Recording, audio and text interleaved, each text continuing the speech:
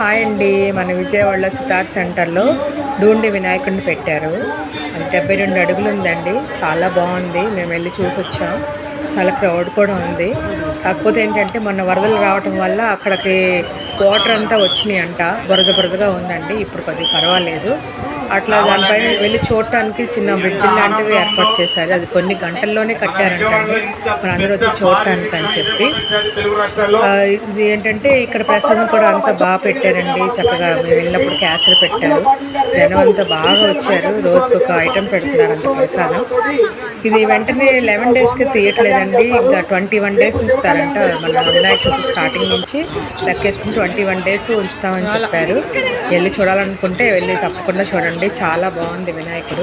అది డెకరేషన్ చేయడానికి ఏంటంటే వాటర్లో వెళ్ళి చేయలేక అలా వదిలేశారు, కానీ బాగుందండి.